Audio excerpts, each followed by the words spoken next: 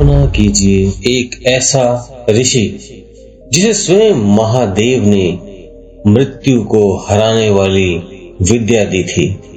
एक ऐसे गुरु जिसे देवता देखकर कांप जाते थे, जो मृतकों को वापस जिंदा कर देता था, और उस शक्ति से इंद्र का सिंहासन तक हिल जाता था। लेकिन सवाल ये है, इतना महान ऋषि देवताओं का दुश्मन क्यों बन गया, जिसने हजारों असुरों को जीवित किया? वह अपनी खुद की मौत से क्यों नहीं बच पाया? और कैसे भगवान शिव ने उसे अपने ही पुत्र स्वीकार किया? आज हम खोलेंगे दैत्य गुरु शुक्राचार्य की वो रहस्यमयी कथा, जो आपको शायद ही कभी सुनाई गई हो। तो वीडियो को लाइक जरूर कर देना, क्योंकि कहानी आगे खतरनाक मोड़ लेने वाली है। सृष्टि की शुरुआत में ब्रह्मा ने दो जातियां बनाई, देव और असुर। शुरुआत में दोनों समान थे, पर धीरे धीरे देवों के छल और राजनीति ने असुरों को बुराई की राह पर धकेल दिया, और इन्हीं असुरों के उद्धारक बनकर जन्मे महर्षि भृगु और काव्य माता के पुत्र उपना, जो आगे चलकर बने शुक्राचार्य। एक ऐसा नाम जिसकी शिक्षा से मृत्यु भी डरती थी। अग्निरस ऋषि के आश्रम में दो विद्यार्थी सबसे तेज चमक रहे थे। अग्निरस पुत्र का बृहस्पति और भृगु पुत्र शुक्राचार्य। शुक्राचार्य हर विद्या में बृहस्पति से आगे, लेकिन फिर भी आशीर्वाद हमेशा बृहस्पति को, क्योंकि वह गुरु का बेटा था।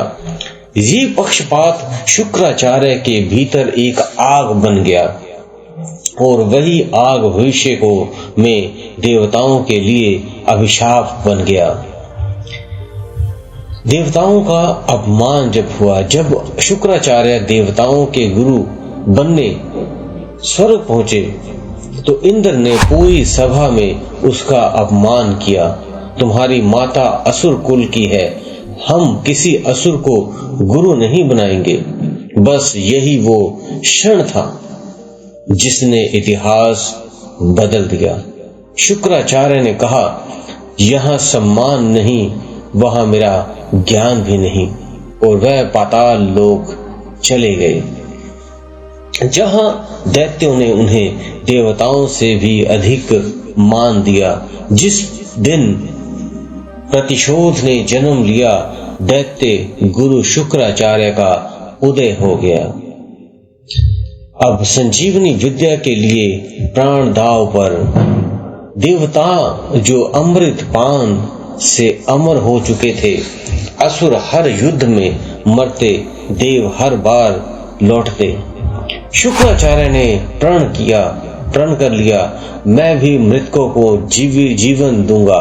फिर शुरू हुई हजारों वर्षों की भयानक तपस्या।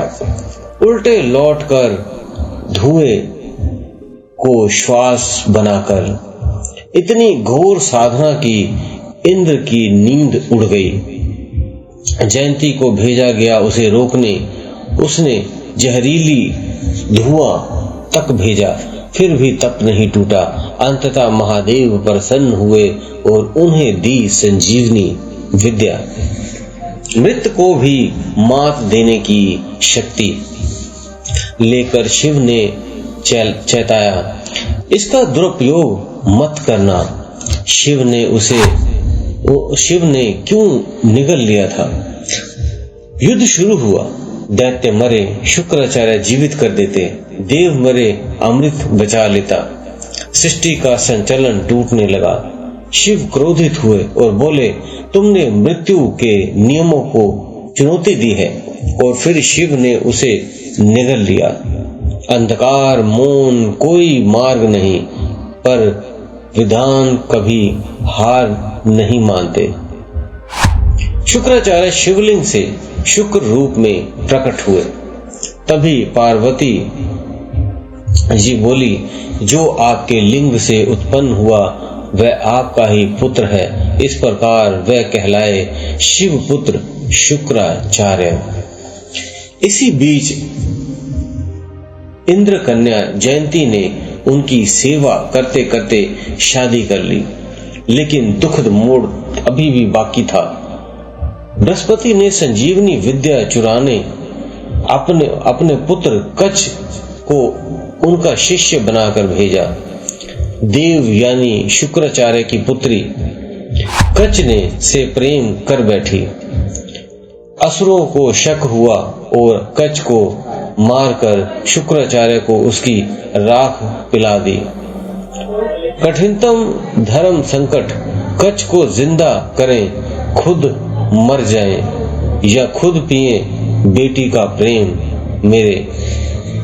उन्होंने कच्छ को जीवित किया और स्वयं मृत्यु को स्वीकार किया, लेकिन कच्छ ने अपने गुरु को उनकी ही विद्या से पूर्ण जीवित कर दिया, पर बदले में देवयानी का श्राप, जब जरूरत पड़ेगी तुम संजीवनी विद्या भूल जाओगे। और यही हुआ। जो अमृता बांटता था वह खुद अमृता के खेल में हार गया। आज भी शुक्राचार्य नीति तंत्र और शुक्र ग्रह के अधिपति माने जाते हैं और कहा जाता है अगर शुक्र कमजोर हो तो जीवन में संघर्ष अधिक हो जाता है। पर याद रखिए, कभी कभी सबसे महान ज्ञान भी अहंकार से हार जाता है। तो दोस्तों, उम्मीद है आपको ये कहानी, जो सच में आज से हजारों साल पहले लिखी गई थी, वो आप तक आज पहुंच पाई। आप भी अपने दोस्तों मित्रों में इस कहानी को शेयर कर दें और कमेंट में भी लिखें वाह। तो हम मिलते हैं अगली वीडियो में एक और छुपे हुए रहस्य को लेकर। तो आप सभी का बहुत बहुत धन्यवाद।